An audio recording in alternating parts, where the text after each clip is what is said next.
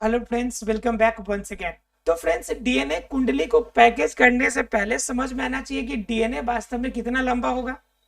तो हम उसका पैकेज करेंगे। मान लीजिए कि हमें 250 का पैकेट बनाना है, तो हमें तो ये पता होना चाहिए ना कि 250 का पैकेट होता कितना बड़ा है भाई। अब मालूम चले कि आधा किलो को पैकेट में हम 250 उसमें पैक कर रहे हैं, मालूम चले क्या कि हमने ज्यादा कम पैक करना था, ज्यादा हमने पैक कर दिया, घाटा लग गया। तो हमें डीएनए की कुंडली या पैकेज करने के लिए पहले डीएनए की लंबाई तो चाहिए हमें, कि डीएनए कितना लंबा होगा, तब ना उसके अंदर मटेरियल हम डालेंगे कि कितना लंबा तक जाता है। तो उस कंडीशन में पहले क्वेश्चन आती है, क्या हमें पता है कि डीएनए की वास्तविक लंबाई कितनी होती है, कि डीएनए की कुंडली कितनी लंबी जाएगी, कितनी लंबी होगी। तो वास्तव में डीएनए कुंडली की लंबाई जानने के लिए हमारे अंदर क्या ऑप्शन है, क्या हम जान सकते हैं, कोई तरीका है जिससे हम जान सकते हैं कि डीएनए कुंडली की लंबाई कितनी ज्यादा होगी। तो कहता है कि डीएनए कुंडली की लंबाई, डीएनए की जो लंबाई होगी फिक्स नहीं होती। अब तो और प्रॉब्लम हो गया।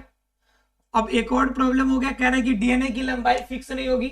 तब मालूम कैसे चलेगा कि भाई कितना लंबा पैकेज करना है, कितना बड़ा पैकेज बनाना है आपको। तो समस्या उत्पन्न होगी।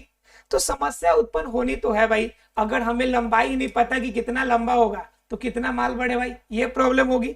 लेकिन इसका एक अल्टरनेटिव ऑप्शन भी है। क्या ऑप्शन है हमारे पास, कि हमारे पास जितना है उतने को पैकेज कर देंगे, जितना हमारे पास अवेलेबल है सबको डाल देंगे, ठीक है। और डालने के बाद क्या हो जाएगा, ऑटोमेटिकली जितना तक भर जाएगा वही हमारी लंबाई हो जाएगा। तो क्या कहता है कि हमारे पास जितने न्यूक्लियोटाइड है, तो डीएनए में क्या बढ़ाएगा, आलू और चीनी तो बढ़ाएगा नहीं, उसमें उसमें क्या बढ़ाएगा, न्यूक्लियोटाइड। तो ये कहता है आपको कि आपका डीएनए के अंदर आपके पास जितना न्यूक्लियोटाइड है, अर्थात कि न्यूक्लियोटाइड की संख्या जितनी होगी, संख्या के आधार पर हम क्या करेंगे, आधार पर क्या निकाल सकते हैं, आधार पर डीएनए की लंबाई निर्भर करती है, डीएनए की लंबाई निर्भर करती है।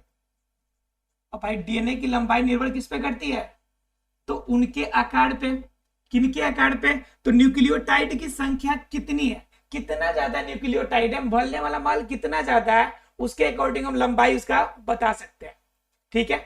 तो हमें क्या चाहिए, फिर हमें न्यूक्लियोटाइड की संख्या प्राप्त करनी पड़ेगी और उनके आधार पर हम लंबाई निकालेंगे। तो बात आती है, क्या न्यूक्लियोटाइड की संख्या अगर हमें मालूम चल जाएगी तो क्या हम पता लगा सकते हैं, तो बिल्कुल पता लगा सकते हैं।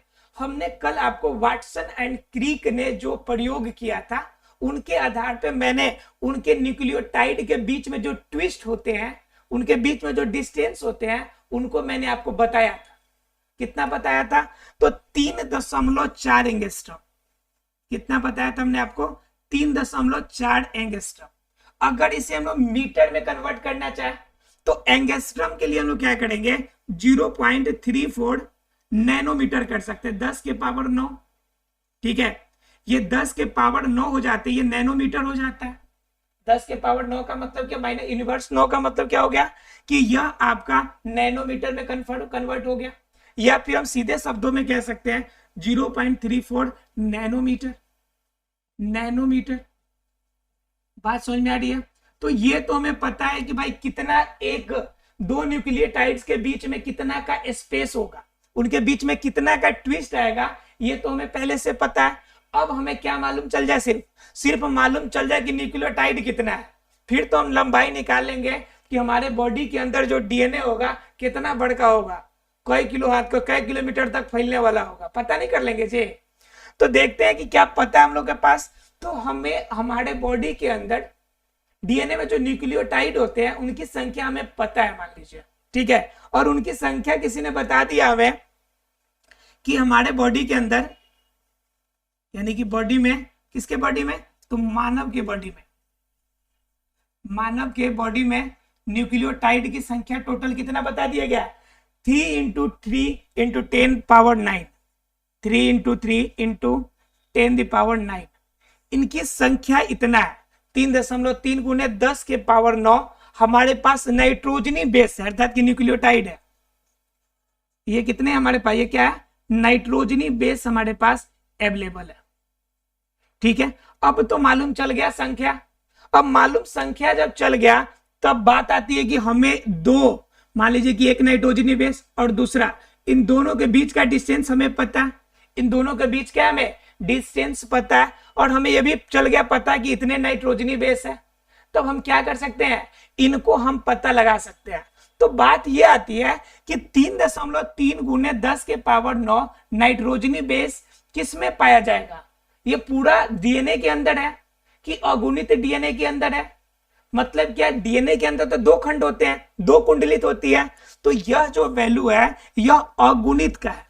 किसका है, अगुणित डीएनए में न्यूक्लिक बेस की संख्या, अर्थात नाइट्रोजनी बेस लिख देते हैं सीधा, नाइट्रोजनी बेस की संख्या। बेस की संख्या हमारे पास कितना है, बेस की संख्या 3.3 गुने 10 के पावर 9। क्लियर है आप लोग को, इतना किसका है, ये आपका अगुणित डीएनए का। अब अगुणित डीएनए मतलब सिंगल फेज, और हमारे बॉडी के अंदर तो द्विगुणित होता है, और दोनों को मिला के तब इसकी लंबाई बनेगी। तो अब द्विगुणित डीएनए का अगर करना चाहे, द्विगुणित डीएनए का अगर हमें लंबाई चाहिए, उसकी संख्या चाहिए कि कितने बेस की संख्या होगी, तो हम क्या करेंगे, 3.3 गुने 10 के पावर 9 गुने क्या करेंगे, एक में इतना है तो दो में कितना हो जाएगा, 2 से गुना कर देंगे। बोलिए, 2 से गुना करेंगे तो कितना आ जाएगा, 6.6 इंटू 10⁹। इतना वैल्यू आ जाएगा कि नहीं आ जाएगा। द्विगुणित डीएनए में कुल बेसों की संख्या हमारे पास कितना आ गई, 6.6 गुने 10 के पावर 9। अब ये वैल्यू आ गया, तो इसके बाद हमें क्या चाहिए, अब तो इसके बाद हमें निकालना है कि पूरी डीएनए की लंबाई। तो हमें ये मालूम चल गया इतने बेस है, और हमें ये भी मालूम चल गया कि दो बेसों के बीच का डिस्टेंस कितना है। तो अब क्या करना है कि अब हमें डिस्टेंस निकालना है। तो डिस्टेंस कैसे निकलेगा, दोनों को हमें क्या करना है, मल्टीप्लाई करना है। तो हम कहेंगे डीएनए की कुल लंबाई, डीएनए की कुल लंबाई कितनी होगी, तो हमारे पास कितना है कि हमारे पास इसमें आपकी 1 नैनोमीटर में, सॉरी, दो बेसों के बीच में इतना का नैनोमीटर का बात है, तो हम लिख देते हैं 0.3.4 गुने 10 यूनिवर्स 9। लिख सकते कि नहीं लिख सकते हैं, ये नैनोमीटर के बदले में। अब क्या कह रहा है, इनकी संख्या कुल कितनी है, ठीक है, 6.6 गुने 10 के पावर 9। बताइए, क्लियर है आप लोगों को। अब इस कंडीशन में हम क्या करेंगे, इनकी कुल लंबाई निकालेंगे। तो ध्यान दीजिएगा जरा सा, 10 के पावर -9 और 10 के पावर 9 जब गुना करेंगे तो ये दोनों वैल्यू कट जाएगा, आपस में कटेगा, और कटने के बाद जो वैल्यू बचेगा 0.34 और 6.6, इन दोनों को अगर मल्टीप्लाई करेंगे तो लगभग में हमें क्या निकल के आएगा, 2.2 मीटर। बताइए बात समझ में आई कि नहीं है आप लोग को। तो हमारे अंदर डीएनए की, तो डीएनए की कुल लंबाई, डीएनए की कुल लंबाई निकल कर कितना आ गई हमारे पास, डीएनए की कुल लंबाई निकल के आ गई 2.2 मीटर। अर्थात कि हमारे बॉडी के अंदर जो डीएनए पाए जाएंगे वो लंबाई उसकी लगभग कितनी होगी, 2.2 मीटर।